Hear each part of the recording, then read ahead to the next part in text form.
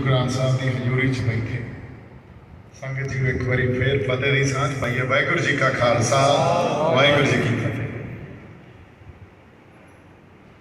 कुछ गल्लां बाबा जी ने कीतियां जिहदे चों गल टाइम ते आउण दी गल तां पक्की आ भी जे भरोसा गुरु च आ फिर पाठ च भी अरदास च भी ते उत्थे आउणा भी। हुण मैं दिल की गल ही करता हूँ हमेशा। सवेरे बहुत नवें चेहरे अज उन्होंने मिले, उन्होंने देखिया, मैनू मिल मिल के गए, आपदियां असीसां भी दित्तियां ते एक प्यार भी जताया।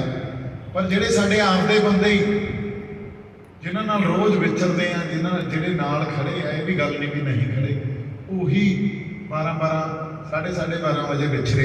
तो मैं इत्थे बैठे ने एक फैसला ले लिया सी भी जिहड़ा बीजेपी का एजेंट आ या जिहड़ा गुरु साहब की हजूरी च यह गल कहनी नहीं बनती भी मोदी का नाल मेरा लफ्ज़ मेरे लिए वरत्या जाता या एक लफ्ज़ भी पलटीना वरत्या जाता भी यही यार हुण छड्ड दे।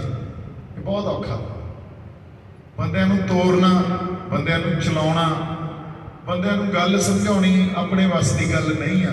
वो इस करके नहीं है क्योंकि आपां किहड़ा कोई इलाही कोई इल्हाम लैके पैदा हुए हैं। एक बौद्धिक पद्धर ते ही गल की जा रही है, ਉਹਦੇ ਚ भी मेरे च किन्नियां कमियां, एक फिल्मी एक्टर साबित सूरत नहीं आ।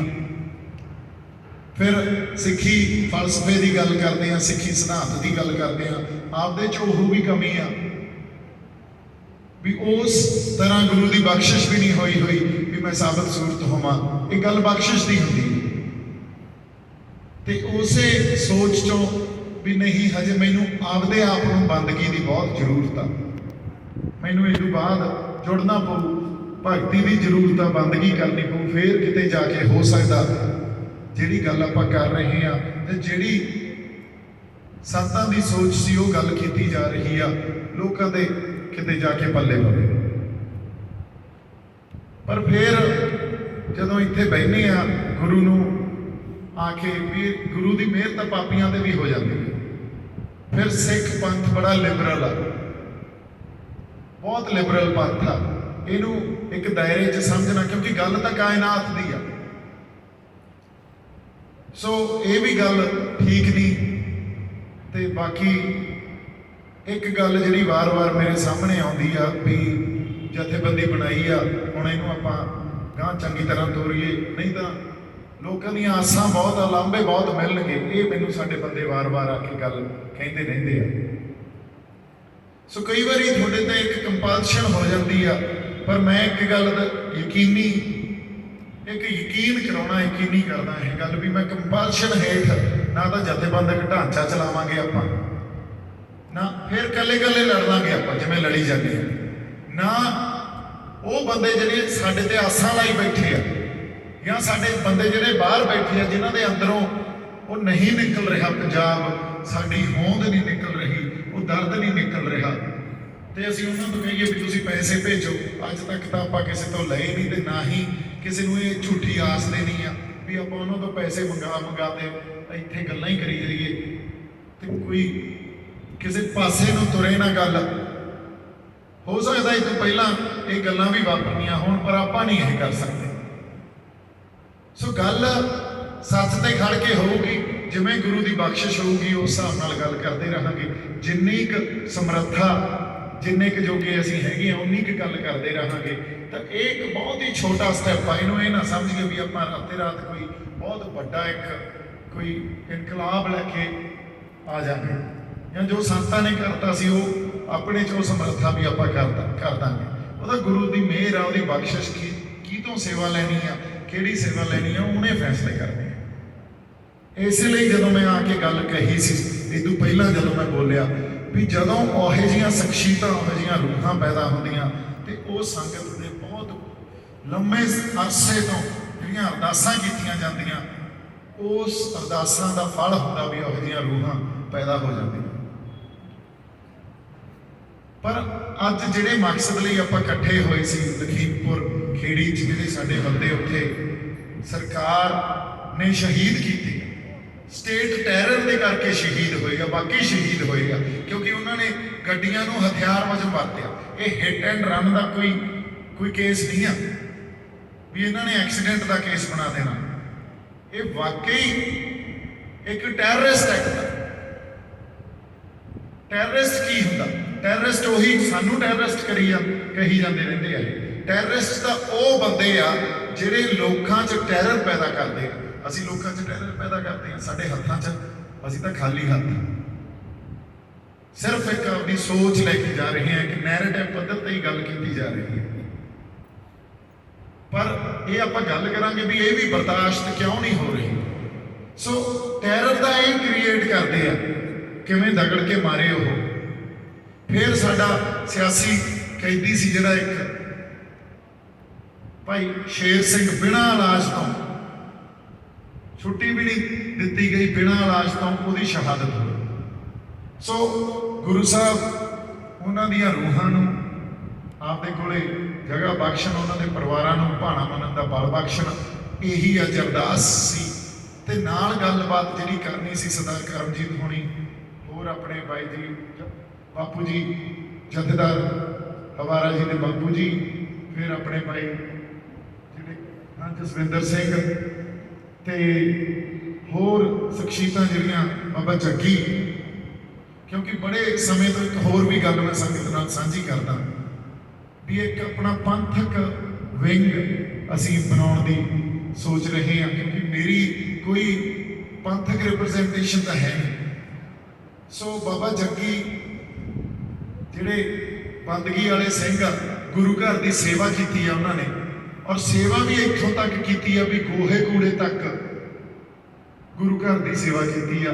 ਤੇ ਫਿਰ ਕਿਸਾਨੀ ਸੰਘਰਸ਼ 'ਚ ਜੋ ਜਜ਼ਬਾ ਦਿਖਾਇਆ ਉਹ ਸਾਡੇ ਸਾਰਿਆਂ ਦੇ ਸਾਹਮਣੇ ਗੁਰੂ ਦੀ ਮਿਹਰ ਹੀ ਹੋਈ ਆ, ਗੁਰੂ ਦੀ ਬਖਸ਼ਿਸ਼ ਆ।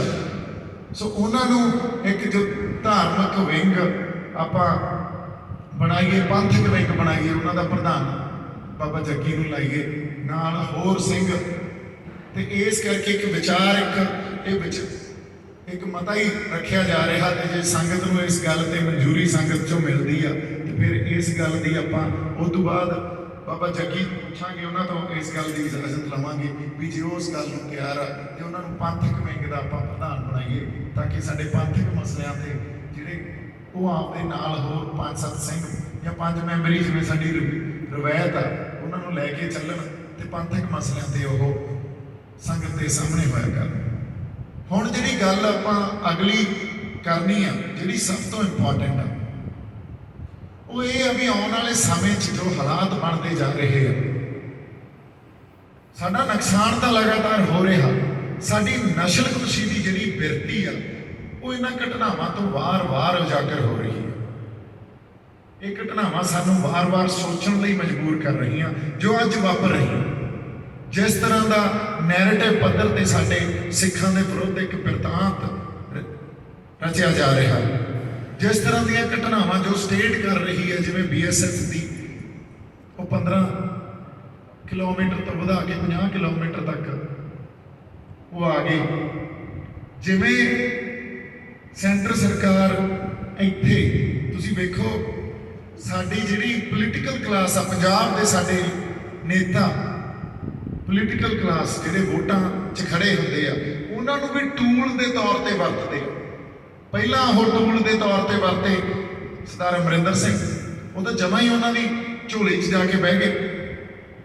ਫਿਰ ਹੁਣ ਜਿਹੜੇ ਅੱਜ ਦੇ ਸਾਡੇ ਮੁੱਖ ਮੰਤਰੀ ਆ, ਉਹ ਆਪਦੀ ਕਿਸੇ ਨਾ ਸਮਝੀ ਚੋਂ ਜਾਂ ਉਹਨਾਂ ਨੂੰ ਕਹਿ ਲਓ ਉਹ ਇਨੋਸੈਂਸ ਚੋਂ, ਕਿਉਂਕਿ ਉਹਨਾਂ ਕੋਲੇ ਵੀ ਪੋਲੀਟੀਕਲ IQ ਜਾਂ ਉਹਨਾਂ ਸਮਝ ਨਹੀਂ ਆ, ਉਹਨਾਂ ਨੂੰ ਐਂ ਲੱਗਦਾ ਮੈਨੂੰ ਮੁੱਖ ਮੰਤਰੀ ਲਾਤਾ ਮੈਂ ਪਤਾ ਨਹੀਂ ਕੀ ਕੁਛ ਕਰ ਦੂੰਗਾ। ਉਹਨਾਂ ਨੂੰ ਇਹ ਨਹੀਂ ਪਤਾ ਵੀ ਤੁਹਾਡੇ ਪੁਰਾਣਿਆਂ ਨੂੰ ਮੁੱਖ ਮੰਤਰੀ ਲਾ ਇਹਨਾਂ ਨੇ ਕੀ ਕੁਛ ਕਰਤਾ। ਡੋਰ ਤਾਂ ਉਹਨਾਂ ਦੇ ਹੱਥ 'ਚ, ਤੁਸੀਂ ਕੀ ਕਰ ਲਓਗੇ। ਤੁਹਾਡੇ ਕੋਲੇ ਚੰਗੀ ਇੱਕ ਸੋਚ ਵੀ ਆ ਜਾਂ ਤੁਸੀਂ ਕਰਨਾ ਚਾਹੁੰਦੇ ਹੋ ਕਰ, ਤੁਸੀਂ ਵੀ ਕੁਛ ਨਹੀਂ ਸਕਦੇ, ਕਿਉਂਕਿ ਪਾਵਰ ਨੂੰ ਇੰਨਾ ਸੈਂਟਰਲਾਈਜ਼ ਕੀਤਾ ਹੋਇਆ। ਪਾਵਰ ਨੂੰ ਇਹ ਰੱਖਦੇ ਹੀ ਆਪਦੇ ਕੋਲੇ ਆ, ਦਿੱਲੀ ਤੋਂ ਚਲਾਉਂਦੇ ਆ। ਅਸੀਂ ਕੀ ਕਰ ਲਾਂਗੇ? ਸਾਡੇ ਬੰਦੇ ਚੰਗੀ ਸੋਚ ਵਾਲੇ ਵੀ ਕੀ ਕਰ ਲੈਣਗੇ? ਕੁਛ ਨਹੀਂ ਕਰ ਸਕਦੇ। ਸੋ ਬੜੀ ਲੰਗੜੀ ਜੀ ਇੱਕ ਜਿਹੜੀ ਫੌਜਦਾਰੀ ਦਿੰਦੇ ਆ, ਜਿਹਦੇ ਪਿੱਛੇ ਵੋਟਾਂ 'ਚ ਅਕਾਲੀ, ਕਾਂਗਰਸ, ਆਮ ਆਦਮੀ ਪਾਰਟੀ ਜਿਹਦੇ ਪਿੱਛੇ ਲੜੀ ਜਾਂਦੀ ਆ, ਉਹ ਬੜੀ ਲੰਗੜੀ ਜੀ ਫੌਜਦਾਰੀ ਆ। ਤੇ ਉਹਦੀ ਡੋਰ ਕਿਹਦੇ ਹੱਥ ਆ ਤੇ ਸਾਡੇ ਬੰਦੇ ਇਹਦੇ ਪਿੱਛੇ ਆਪਸ 'ਚ ਲੜੀ ਜਾਂਦੇ ਆ। ਹੁਣ ਅਸੀਂ ਜਿਹੜੀ ਗੱਲ ਕਰ ਰਹੇ ਹਾਂ, ਅਸੀਂ ਉਸ ਸਿਸਟਮ 'ਚ ਰਹਿ ਰਹੇ ਹਾਂ। ਮੌਜੂਦਾ ਸਮਾਜਿਕ ਰਿਐਲਿਟੀ ਆ, ਜਿਹੜੀ ਸਮਾਜਿਕ ਜਾਂ ਸੋਸ਼ਲ ਰਿਐਲਿਟੀ ਜਿਹਨੂੰ ਕਹਿੰਦੇ ਆ, ਉਹ ਆ ਜਿਹੜੀ ਅੱਜ ਦੇ ਸਿਸਟਮ 'ਚ ਜਿੱਥੇ ਅਸੀਂ ਰਹਿ ਰਹੇ ਹਾਂ, ਜਿਹੜੀ ਲਗਾਤਾਰ ਬਦਲ ਰਹੀ ਹੈ। ਇਸ ਗੱਲ ਨੂੰ ਸਮਝਣ ਦੀ ਜ਼ਰੂਰਤ ਆ, ਗੰਭੀਰਤਾ ਨਾਲ ਇਹਨੂੰ ਸਮਝੋ। ਇਹ ਸਿਸਟਮ ਮੈਜੋਰਿਟੀ ਚਲਾਉਂਦੀ ਆ। ਇੱਥੇ ਹਰ ਜਿਹੜੀ ਇਕਾਈ ਆ ਉਹ ਮੈਜੋਰਿਟੀ ਦੇ ਹਿਸਾਬ ਨਾਲ ਚੱਲਦੀ ਹੈ। ਸੋ ਇਸ ਕਰਕੇ ਜਿਹੜਾ ਸੱਭਿਆਚਾਰ, ਕੋਈ ਵੀ ਸੱਭਿਆਚਾਰ ਹੋਵੇ, ਚਾਹੇ ਉਹ ਇਸ ਸਿਸਟਮ ਦੇ ਅੱਗੇ ਅੜਦਾ ਜਾਂ ਜਿਨ੍ਹਾਂ ਦੀ ਕੋਈ ਧਾਰਮਿਕ ਹੋਂਦ ਅੜਦੀ ਆ, ਉਹਨੂੰ ਇਹ ਜਾਂ ਤਾਂ ਅਸਿਮੀਲੇਟ ਕਰ ਦਿੰਦੇ ਆ ਜਾਂ ਐਲੀਮੀਨੇਟ ਕਰ ਦਿੰਦੇ ਆ। ਹੁਣ ਜਿਹੜੇ ਅੱਜ ਕਹਿੰਦੇ ਆ ਵੀ SGPC ਦੀਆਂ ਚੋਣਾਂ ਲੜੋ, ਸਰਕਾਰ ਕਹਿੰਦੀ ਆ ਆਓ ਲੜੋ, ਇਹੀ ਤਾਂ ਅਸੀਂ ਚਾਹੁੰਦੇ ਆ, ਤੁਸੀਂ ਸਾਡੇ 'ਚ ਅਸਿਮੀਲੇਟ ਹੋ।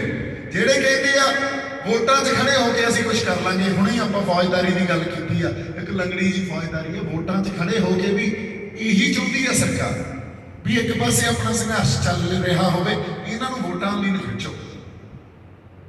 ਸੋ ਉੱਥੇ ਅਸੀਂ ਜੇ ਅਸਿਮੀਲੇਟ ਵੋਟਾਂ 'ਚ ਜਾ ਕੇ ਹੋ ਜਾਂਦੇ ਆ।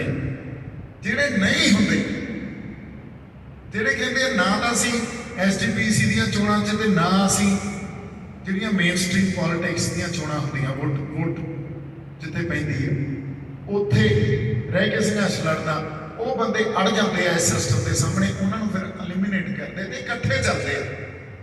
ਜਿਹੜੇ ਅੱਜ ਕਹਿ ਰਹੇ ਆ ਨਾ ਫਰਸ਼ੀਵਾਦ ਨੂੰ ਹਰ ਇਵਨ ਕਾਮਰੇਡ ਧਿਰ ਵੀ ਇਹ ਕਹਿ ਰਹੀ ਆ ਫਰਸ਼ੀਵਾਦ, ਪਰ ਫਰਸ਼ੀਵਾਦ ਨੂੰ ਡਿਫਾਈਨ ਨਹੀਂ ਕਰ ਰਹੇ। ਫਰਸ਼ੀਵਾਦ ਹੁੰਦਾ ਕੀ ਹੈ? ਵਾਕਈ ਫਰਸ਼ੀਵਾਦ ਚੱਲ ਰਿਹਾ ਕਿਸੇ ਵੇਲੇ ਇੰਦਰਾ ਗਾਂਧੀ ਨੇ ਚਲਾਇਆ ਸੀ, ਅੱਜ ਉਹ BJP ਸਰਕਾਰ ਚਲਾ ਰਹੀ ਆ, ਸਟੇਟ ਨਾਲ ਸਾਥ ਦਿੰਦੀ ਆ, ਤੇ ਇਹ ਅਸਿਮੀਲੇਸ਼ਨ ਵੀ ਆਪਸ 'ਚ ਮਿਲਾ ਲਓ ਜਾਂ ਇਹਨਾਂ ਨੂੰ ਮਾਰ ਦਿਓ, ਇਹ ਇਕੱਠੇ ਚਲਾਉਂਦੇ ਆ। ਜਿਹੜੇ ਬੰਦੇ ਅਸਿਮੀਲੇਟ ਹੋਣ ਲਈ ਤਿਆਰ ਰਹਿੰਦੇ ਆ ਉਹਨਾਂ ਨੂੰ ਅਸਿਮੀਲੇਟ ਕਰ ਲੈਂਦੇ ਆ, ਜਿਹੜੇ ਅੜ ਜਾਂਦੇ ਆ ਉਹਨਾਂ ਨੂੰ ਐਲੀਮੀਨੇਟ ਕਰ ਦਿੰਦੇ ਆ। ਸੋ ਸਾਡੇ ਵਿਰੁੱਧ ਜੋ ਅੱਜ ਸਾਜ਼ਿਸ਼ਾਂ ਘੜੀਆਂ ਜਾ ਰਹੀਆਂ, ਜਿਸ ਤਰ੍ਹਾਂ ਦੀ ਇੱਕ ਨਫ਼ਰਤ ਫੈਲਾਈ ਜਾ ਰਹੀ ਹੈ, ਆ ਤੁਸੀਂ ਹੁਣ ਸ਼੍ਰੀ ਗੁਰੂ ਗ੍ਰੰਥ ਸਾਹਿਬ ਵਾਲੀ ਬੇਅਦਬੀ ਤੋਂ ਹੀ ਹਿਸਾਬ ਲਾ ਲਓ, ਉਹਨੂੰ ਕਿਵੇਂ ਪ੍ਰਚਾਰਿਆ ਜਾ ਰਿਹਾ, ਮੌਬ ਲਿੰਚਿੰਗ, ਨੈਸ਼ਨਲ ਮੀਡੀਆ ਦੇਖ ਲਿਓ ਕਿਵੇਂ ਪ੍ਰਚਾਰਦਾ। ਸੋ ਇਹ ਜਿਹੜੀ ਨਫ਼ਰਤ ਆ ਨਾ, ਇਹਨੇ ਪ੍ਰਤੱਖ ਰੂਪ 'ਚ ਨਹੀਂ ਪ੍ਰਗਟ ਹੋਣਾ ਹੁੰਦਾ, ਇਹਨੇ ਕਿਸੇ ਇੱਕ ਘਟਨਾ ਨਾਲ, ਬਾਬਾ ਜੀ ਗੱਲ ਕਰਨੀ ਹੈ, ਨਹੀਂ ਮੈਂ ਕੋਈ ਗੱਲ ਨਹੀਂ, ਮੇਰਾ ਕਈ ਵਾਰੀ ਧਿਆਨ ਜਾਂਦਾ ਵੀ ਕੋਈ ਗੱਲ ਨਾ ਕਰਨੀ ਹੋਵੇ। ਇਹ ਪ੍ਰਤੱਖ ਰੂਪ 'ਚ ਨਹੀਂ ਪ੍ਰਗਟ ਹੋਣੀ ਹੁੰਦੀ ਗੱਲ, ਕਿਸੇ ਇੱਕ ਘਟਨਾ ਦੇ ਨਾਲ ਫਲੇਅਰ ਅਪ ਹੋਣੀ ਹੁੰਦੀ ਆ। ਉਹ ਘਟਨਾ ਕਿਤੇ ਵੀ ਵਾਪਰ ਸਕਦੀ ਹੈ, ਤੇ ਜਦੋਂ ਕੋਈ ਉਹੋ ਜਿਹੀ ਗੱਲ ਫਲੇਅਰ ਅਪ ਹੁੰਦੀ ਆ, ਫਿਰ ਕੌਮਾਂ ਦੀ ਨਸਲਕੁਸ਼ੀ ਸਟਾਰਟ ਹੁੰਦੀ ਹੈ, ਪ੍ਰਤੱਖ ਰੂਪ 'ਚ ਸਾਡੇ ਸਾਹਮਣੇ ਆਉਂਦੀ ਹੈ। ਉਹੀ ਗੱਲਾਂ ਵਾਪਰ ਰਹੀਆਂ। ਅੱਜ ਹਾਲਾਤ ਇਹ ਬਣ ਗਏ ਵੀ ਅੱਜ ਦਾ ਸੈਕੂਲਰ ਧਿਰ, ਅੱਜ ਦਾ ਲੈਫਟ, ਜਿਹਨੂੰ ਕਾਮਰੇਡ ਕਹਿੰਦੇ ਆ, ਸੈਕੂਲਰ ਜਿਹਨੂੰ ਧਰਮ ਨਿਰਪੱਖਤਾ ਵਾਲੇ ਲੋਕ ਆ ਨਾ, ਜਿਹੜੇ ਕਹਿੰਦੇ ਆ ਇਨਸਾਨੀਅਤ ਦੀ ਗੱਲ ਕਰੋ। ਯਾਰ ਤੁਸੀਂ ਕੀ ਗੱਲ ਕਰਦੇ ਹੋ ਵੀ ਅਸੀਂ ਸਿੱਖ, ਵੀ ਸਿੱਖ ਇਨਸਾਨੀਅਤ ਤੋਂ ਪਰੇ ਆ? ਫਿਰ ਇਨਸਾਨੀਅਤ ਕੀ ਆ? ਦੁਨੀਆ ਕੀ ਸਾਜੀ ਗਈ ਹੈ? ਦੁਨੀਆ ਤਾਂ ਇਹੀ ਸਾਜੀ ਗਈ ਹੈ ਨਾ ਵੀ ਹਰ ਤਰ੍ਹਾਂ ਦੀ ਡਾਇਵਰਸਿਟੀ, ਵਿਆਪਕਤਾ, ਕਿਤੇ ਹਿੰਦੂ ਆ, ਕਿਤੇ ਈਸਾਈ ਆ, ਕਿਤੇ ਮੁਸਲਮਾਨ ਆ, ਕਿਤੇ ਸਿੱਖ ਆ।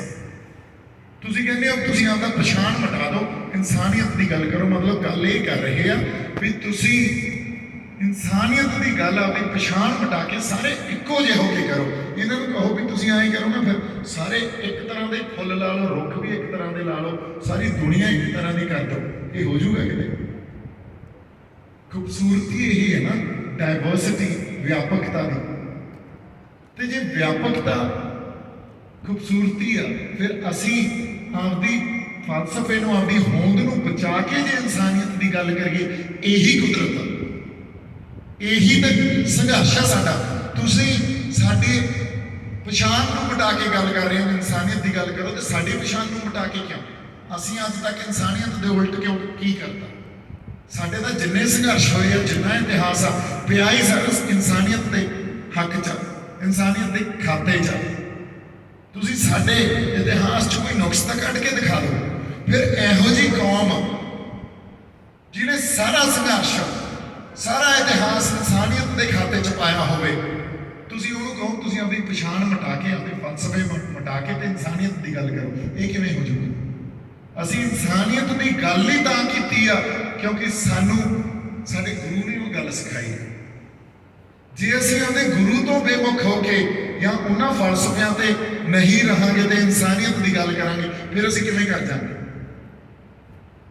ਸੋ ਇਹ ਸੈਕੂਲਰ ਧਿਰ ਜਿਹੜੀ ਧਰਮ ਨਿਰਪੱਖਤਾ ਵਾਲੀ ਆ, ਇਹ ਤਾਂ ਬਹੁਤ ਵੱਡਾ ਇੱਕ ਜਿਵੇਂ ਕਹਿੰਦੇ ਆ ਨਾ ਸਰਾਲ, ਇਹ ਸਰਾਲ ਆ, ਇਹ ਨਿਗਲ ਜਾਂਦੀ ਆ ਸਭ ਕੁਝ।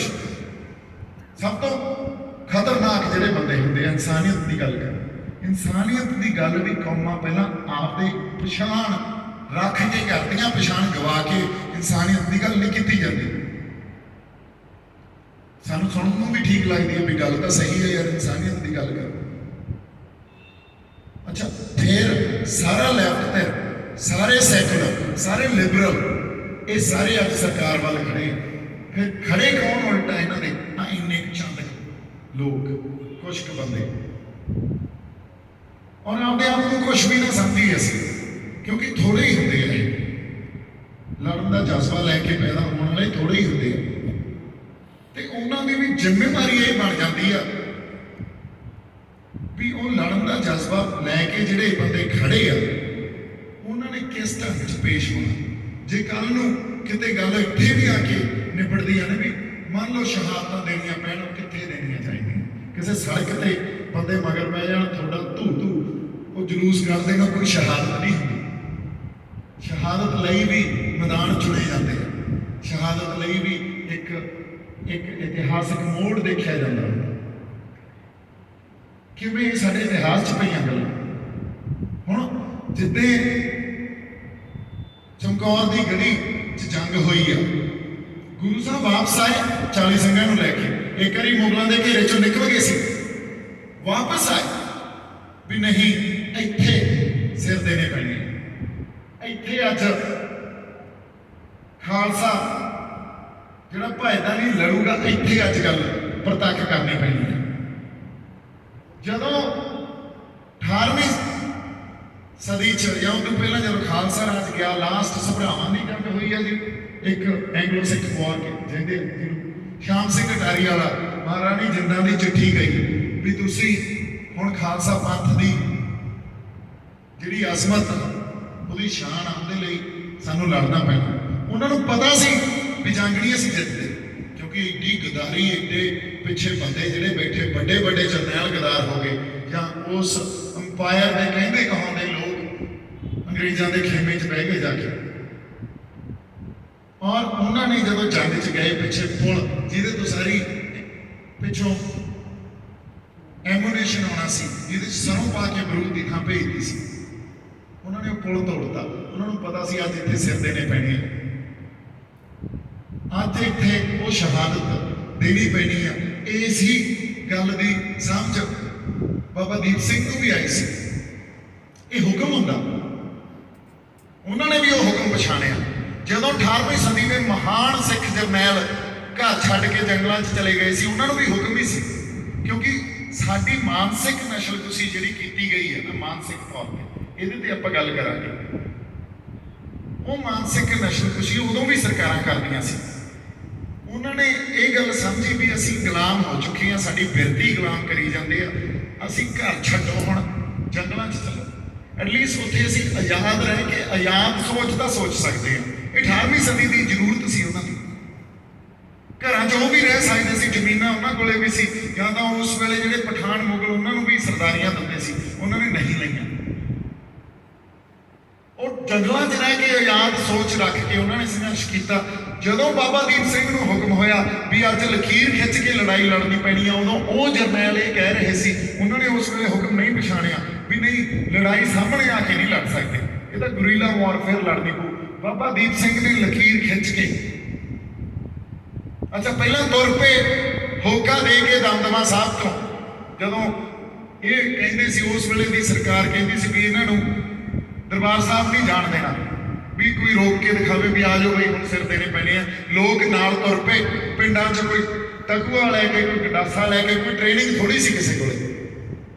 ਤਰਨਤਾਰਨ ਸਾਹਿਬ ਜਾ ਕੇ ਬਾਬਾ ਦੀਪ ਸਿੰਘ ਨੇ ਖੰਡੇ ਨਾਲ ਲਕੀਰ ਖਿੱਚਤੀ। ਜਦੋਂ ਲਕੀਰ ਖਿੱਚੀ ਕਹਿੰਦੇ ਹੁਣ ਟੱਪਿਓ, ਉਹੀ ਜਿਹੜੇ ਸਿਰ ਦੇਣਗੇ ਸਾਰੇ ਟੱਪ ਗਏ। ਉਹ ਵੀ ਇੱਕ ਮੈਦਾਨ ਚੁਣਿਆ ਗਿਆ ਸੀ ਜਿਹਦੇ ਸ਼ਹਾਦਤ ਦੇਣੀ ਸੀ। ਜਦੋਂ ਉਹ ਜਜ਼ਬਾ ਉਹ ਗੁਰੂ ਹੀ ਪੈਦਾ ਕਰਦਾ ਹੁੰਦਾ, ਅਦਰਵਾਈਜ਼ ਇਹ ਨਹੀਂ ਵੀ ਰੋੜਾਂ ਤੇ ਅਸੀਂ ਮੰਨ ਲਓ, ਅਸੀਂ ਇਹ ਕਹਿ ਲਈਏ ਜਾਂ ਮੇਰੇ ਦੀ ਮੈਂ ਆਪਣੀ ਗੱਲ ਕਰਾਂ ਵੀ ਜਿੱਦਾਂ ਮੈਨੂੰ ਘੇਰ ਲਿਆ ਸੀ 20 ਬੰਦਿਆਂ ਨੇ ਤੇ ਮੈਂ ਉੱਥੇ ਖੜ ਜਾਂਦਾ ਤੇ ਕਹਿੰਦਾ ਆਓ ਵੀ ਮਾਰੋ ਖਿਰਚਾ ਮੇਰੇ 'ਚ, ਉਹਦਾ ਮੌਬ ਲਿੰਚਿੰਗ ਕਰ ਦਿੰਦੇ ਆ ਲੋਕ। ਉਹਨਾਂ ਨੇ ਤਾਂ ਰਚਦੇ ਨਹੀਂ ਸੀ ਗੱਲ ਵੀ ਦੀਪ ਸਿੱਧੂ ਇਹ ਕਿਸਾਨੀ ਮੋਰਚੇ ਨੂੰ ਢਾਹ ਲਾਈ ਹੈ, ਇਹਨੇ ਗੱਲ ਇਹੀ ਰਚਦੀ ਸੀ ਨਾ ਵੀ ਇਹਨੂੰ ਲੋਕਾਂ ਨੇ ਮਾਰਤਾ। ਚਲੋ ਜੀ, ਜਦੋਂ ਕਿਤੇ ਉਹ ਮੌਕਾ ਆਇਆ ਉਹ ਮੈਦਾਨ ਚੁਣਨਾ ਪਊਗਾ।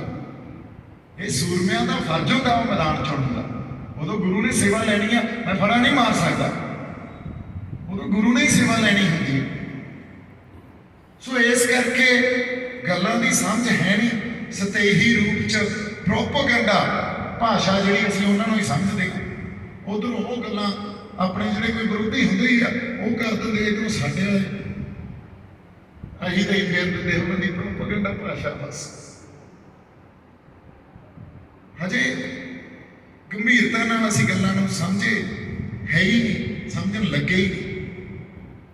60 ਸਾਲਾਂ ਦਾ ਖਾਲਸਾ ਰਾਜ ਦਾ ਇਤਿਹਾਸ, ਇੱਕ ਵੀ ਦੰਗਾ ਨਹੀਂ, ਇੱਕ ਵੀ ਫਾਂਸੀ ਨਹੀਂ, ਕਿਸੇ ਧੀ ਭੈਣ ਦੀ ਵਿਪੱਤੀ ਨਹੀਂ, ਕਿਸੇ ਤਰ੍ਹਾਂ ਦਾ ਕੋਈ ਫਿਰਕਾਵਾਦ ਨਹੀਂ।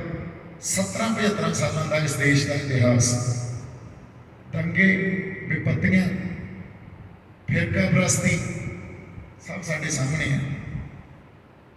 60 ਸਾਲਾਂ ਦੇ ਇਤਿਹਾਸ ਤੋਂ ਬਾਅਦ 1849 ਤੱਕ ਸਾਡੇ ਹਿੰਦੂ, ਸਾਡੇ ਮੁਸਲਮਾਨ, ਸਾਡੇ ਈਸਾਈ ਉਸ ਵੇਲੇ ਜੋ ਇਸ ਧਰਤੀ ਤੇ ਵਸਦੇ ਸੀ ਉਹ ਪੰਜਾਬ ਪੱਖੀ ਸੋਚ ਰੱਖਦੇ ਸੀ, ਪੰਜਾਬ ਪੱਖੀ ਸੋਚਦੇ ਸੀ।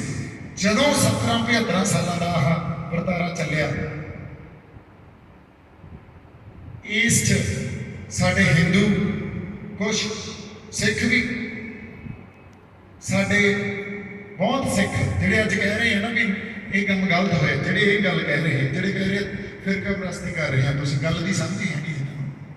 ਸਾਡੇ ਹੋਰ ਵੀ ਬੰਦੇ ਕਈ ਜਿਹੜੇ ਖੜੇ ਆ ਅੱਜ ਜਾ ਕੇ ਉਹ ਦਿੱਲੀ ਦੇ ਹੱਕ ਭੁਗਤਦੇ। ਪੰਜਾਬ ਪੱਖੀ ਸੋਚ ਹੀ ਖਤਮ ਹੋ ਗਈ।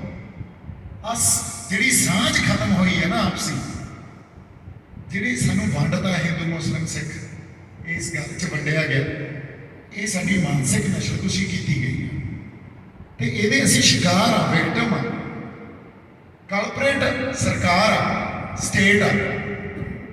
ਹੁਣ ਕਲਪਰੇਟ ਦੇ ਹੱਕ 'ਚ ਜਾ ਕੇ ਖੜ ਜਾਂਦੇ ਆ, ਜਿਹੜੇ ਵਿਕਟਮ ਆ, ਜਿਹੜੇ ਇਹਦੇ ਸ਼ਿਕਾਰ ਆ, ਉਹਨਾਂ ਦੇ ਹੱਕ 'ਚ ਕੋਈ ਨਹੀਂ ਖੜਦਾ। ਉਹਨਾਂ ਨੂੰ ਆ ਟ੍ਰਿਬਿਊਨ 'ਚ ਵੀ ਜਿਹੜੇ ਅੱਜ ਆਪਾਂ ਸੰਪਾਦਕ ਉਹਨਾਂ ਦੀ ਗੱਲ ਕਰ ਰਹੇ ਸੀ, ਉਹ ਕਿਵੇਂ ਵੱਡੇ ਵੱਡੇ ਲੇਖ ਲਿਖੇ ਜਾਂਦੇ ਆ ਸਾਡੇ ਉਲਟ। ਫਿਰ ਸਾਡੀਆਂ ਕਮੀਆਂ ਨੂੰ ਮੰਨ ਲਓ, ਅੱਜ ਮੈਂ ਸਾਬਤ ਸੂਰਤ ਨਹੀਂ ਹੈ, ਮੈਂ ਮੰਨਦਾ ਇਹ ਕਮੀ ਹੈ, ਜਿੱਦਾਂ ਗੁਰੂ ਦੀ ਬਖਸ਼ ਹੋਈ, ਜਿੱਦਾਂ ਅੰਦਰੋਂ ਬਖਸ਼ ਹੋਈ ਉਦੋਂ ਸਾਬਤ ਸੂਰਤ ਹੋਊਗਾ। ਅਦਰਵਾਈਜ਼ ਕਿਸੇ ਦੇ ਪ੍ਰੈਸ਼ਰ ਅਧੀਨ ਨਹੀਂ ਹੋਊਗਾ। ਮੈਂ ਨਾ ਕਿਸੇ ਤੋਂ ਵੋਟਾਂ ਲੈਣੀਆਂ, ਨਾ ਕਿਸੇ ਤੋਂ ਵੈਲੀਡੇਸ਼ਨ ਲੈਣੀ ਆ। ਵੈਲੀਡੇਸ਼ਨ ਗੁਰੂ ਤੋਂ ਲੈਣੀ ਹੈ, ਜਿੰਨੀ ਕੁ ਲੈਣੀ ਹੋਈ ਉਹ ਮੈਂ ਆਪਣੇ ਗੁਰੂ ਤੋਂ ਲੈ ਲੂੰਗਾ, ਹੋਰ ਕਿਸੇ ਦਾ ਮੈਂ ਕੋਈ ਦੇਣਦਾਰ ਨਹੀਂ ਹਾਂ। ਫਿਰ ਉਸੇ ਤਰ੍ਹਾਂ ਤੇ ਤੁਸੀਂ ਵੀ ਕੋਈ ਵੈਲੀਡੇਸ਼ਨ ਲੈਣੀ ਹੈ ਬਾਈ ਜੀ, ਗੁਰੂ ਤੋਂ ਲੈਣੀ ਹੈ, ਹੋਰ ਕਿਸੇ ਤੋਂ ਵੈਲੀਡੇਸ਼ਨ ਦੀ ਆਸ ਨਾ ਰੱਖੋ। ਲੰਗਰ ਲਾਉਣ ਵੈਲੀਡੇਸ਼ਨ ਨਾ ਲੱਭੋ ਵੀ ਸਾਨੂੰ ਇਹ ਚੰਗਾ ਕਹਿਣ, ਸਾਨੂੰ ਚੰਗਾ ਕਹਿਣ, ਅਸੀਂ ਲੰਗਰ ਲਾ ਤੇ ਅਸੀਂ ਸੇਵਾਦਾਰ ਬਣ ਗਏ। ਤੁਹਾਡੇ ਉਸ ਅੰਸ਼ ਨੂੰ ਜਦੋਂ ਤੱਕ ਤੁਸੀਂ ਸੇਵਾਦਾਰ ਹੋ, ਘਰ ਦਾ ਨੌਕਰ ਕਿਵੇਂ ਹੁੰਦਾ, ਉਹਨੂੰ ਤਾਂ ਚੰਗਾ ਕਹਿਣਗੇ ਹੀ। ਇਹ ਘਰ ਦਾ ਨੌਕਰ ਜਿਹੜਾ ਹੁੰਦਾ, ਜਦੋਂ ਰੋਟੀ ਪਾਣੀ ਚੰਗੀ ਬਣਾਉਂਦਾ, ਉਹਨੂੰ ਐਂ ਹੁੰਦਾ ਵੀ ਇੱਕ ਵਾਰੀ ਯਾਰ ਮੇਰਾ ਮਾਲਕ ਇਹ ਕਹਿ ਦੇ ਵੀ ਯਾਰ ਅੱਜ ਤਾਂ ਰੋਟੀ ਬਹੁਤ ਸਵਾਦ ਬਣਾਈ ਹੈ। ਸਾਡੀ ਬਿਰਤੀ ਉਹ ਕਰੀ ਜਾਂਦੇ ਆ, ਸਾਡੇ ਦੂਜੇ ਅੰਸ਼ ਨੂੰ ਸਮਝਦੇ ਹੀ ਨਹੀਂ। ਦੂਜੇ ਅੰਸ਼ ਨੂੰ ਇਹਨਾਂ ਨੇ ਪ੍ਰਵਾਨ ਵੀ ਨਹੀਂ ਕਰਨਾ। ਫਿਰ ਅਸੀਂ ਤਾਂ ਇੱਕ ਪੈਕੇਜ ਆ, ਜੇ ਸਾਨੂੰ ਸੇਵਾ ਕਰਨੀ, ਲੰਗਰ ਲਾਉਣੇ ਗੁਰੂ ਨੇ ਸਿਖਾਏ ਆ, ਵੀ ਗੁਰੂ ਨੇ ਸਿਖਾਇਆ, ਪਰ ਇਸ ਗੱਲ ਨੂੰ ਨਹੀਂ ਇਹਨਾਂ ਨੇ ਪ੍ਰਵਾਨ ਕਰਨਾ। ਸੋ ਜਿਹੜਾ ਇੱਕ ਅਸਿਮੀਲੇਸ਼ਨ ਤੇ ਐਲੀਮੀਨੇਸ਼ਨ ਇਕੱਠਿਆਂ ਤੁਰ ਰਹੀ ਹੈ, ਇਹ ਜਿਹੜੇ ਵਰਤਾਰੇ ਵਾਪਰ ਰਹੇ ਆ ਅੱਜ ਫਰਸ਼ੀਵਾਦ ਨੇ ਕਲਮੀਨੇਟ ਕਿੱਥੇ ਹੋਣਾ ਜਾ ਕੇ? ਫਰਸ਼ੀਵਾਦ ਨੇ ਕਲਮੀਨੇਟ ਹੋਣਾ ਹੁੰਦਾ ਨਸਲਕੁਸ਼ੀ ਤੇ। ਉਦੋਂ ਤੱਕ ਬੰਦਿਆਂ ਦੇ ਸਮਝ ਨਹੀਂ ਆਉਂਦੀ ਹੁੰਦੀ ਗੱਲ, ਉਦੋਂ ਤੱਕ ਬੰਦਿਆਂ ਨੂੰ ਐਂ ਲੱਗਦਾ ਹੁੰਦਾ ਵੀ ਨਹੀਂ ਯਾਰ ਇਹ ਕਿਵੇਂ ਹੋ ਸਕਦਾ। ਜਦੋਂ ਵਾਪਰ ਜਾਂਦੀਆਂ ਗੱਲਾਂ ਉਦੋਂ ਫਿਰ ਜਿਹੜੇ ਕਹਿੰਦੇ ਹੁੰਦੇ ਆ ਇਹ ਕਿਵੇਂ ਹੋ ਸਕਦਾ, ਉਹ ਕਹਿੰਦੇ ਵੀ ਹਾਂ ਇਹ ਗੱਲ ਅਸੀਂ ਤਾਂ ਨੁਕਸਾਨ ਬਹੁਤ ਕਰਾ ਲਿਆ। ਤੇ ਜਿਹੜੇ ਬੰਦੇ ਅੱਜ ਸਾਡੇ ਵਿਰੁੱਧ ਲੱਗੇ ਹੋਏ ਆ, ਜਦੋਂ ਉਹ ਕਿਉਂਕਿ ਉਹਨਾਂ ਦੀ ਵੀ ਇੱਕ ਮਾਨਸਿਕ ਅਵਸਥਾ ਤਿਆਰ ਕੀਤੀ ਜਾ ਰਹੀ ਹੈ ਨਾ। ਫਰਸ਼ੀਵਾਦ ਕੀ ਕਰਦਾ? ਉਹ ਲੋਕਾਂ ਨੂੰ ਭੜਕਾਉਂਦਾ, ਇੱਕ ਖਾਸ ਕਿਸੇ ਵਰਗ ਦੇ ਪ੍ਰਤੀ ਭੜਕਾਹਟ ਪੈਦਾ ਕੀਤੀ ਜਾਂਦੀ ਹੈ। ਪਹਿਲਾਂ ਇਹ ਭੜਕਾਹਟ ਮੁਸਲਮਾਨ ਭਾਈਚਾਰੇ ਦੇ ਉਲਟ ਪੈਦਾ ਕੀਤੀ ਗਈ, ਪਰ ਕਿਸਾਨੀ ਮੋਰਚੇ ਤੋਂ ਇਹ ਮੁਸਲਮਾਨ ਭਾਈਚਾਰੇ ਦੇ ਸੂਈ ਜਿਹੜੀ ਅਟਕੀ ਸੀ ਉਹ ਹੁਣ ਸਿੱਖਾਂ ਵੱਲ ਨੂੰ ਆ ਗਈ, ਕਿਸਾਨੀ ਮੋਰਚੇ ਕਰਕੇ। ਸੋ ਜਦੋਂ ਬੰਦਾ ਜਿਹੜਾ ਇੰਨਾ ਸਾਨੂੰ ਕਹਿੰਦੇ ਆ ਭੜਕਾਉਂਦੇ ਇਹ ਆਪ ਆ। ਅੱਛਾ, ਜਦੋਂ ਬੰਦੇ ਭੜਕਾਤੇ ਫਿਰ ਉਸ ਭੜਕਾਹਟ ਚੋਂ ਇਸ ਸਿਸਟਮ ਦਾ ਹਰ ਇੱਕ ਯੂਨਿਟ, ਹਰ ਇੱਕ ਇਕਾਈ ਰੇਹੜੀ ਵਾਲੇ ਤੋਂ ਲੈ ਕੇ ਸੁਪਰੀਮ ਕੋਰਟ ਦੇ ਜੱਜ ਤੱਕ ਉਹ ਸਾਡੇ ਵਿਰੁੱਧ ਭੁਗਤੂਗਾ। ਸਾਡੇ ਨਾਲ ਹੋ ਚੁੱਕਿਆ, ਜੇ ਨਹੀਂ ਹੋਇਆ ਤਾਂ ਦੱਸੋ। ਫਿਰ ਜਦੋਂ ਉਹਨਾਂ ਦੀਆਂ ਸੈਂਸਸ ਵਾਪਸ ਆਉਣਗੀਆਂ ਉਸ ਵਰਤਾਰੇ ਤੋਂ 5-6 ਮਹੀਨਿਆਂ ਬਾਅਦ, ਫਿਰ ਕਹਿਣਗੇ ਬਹੁਤ ਗਲਤ ਹੋਇਆ। ਤੇ ਸਾਡੇ ਬੰਦੇ ਫਿਰ ਉਹਨਾਂ ਨੂੰ ਇਹ ਕਹਿਣ ਲੱਗ ਜਾਣਗੇ ਇਨਸਾਫ ਦਿਓ, ਇਨਸਾਫ ਦਿਓ, ਇਨਸਾਫ ਦਿਓ। ਇਨਸਾਫ ਮਿਲਿਆ ਤੁਹਾਨੂੰ ਅੱਜ ਤੱਕ? ਸੋ ਅੱਜ ਸਾਡੀ ਡਿਊਟੀ ਕੀ ਬਣਦੀ ਹੈ? ਸਾਡੀ ਡਿਊਟੀ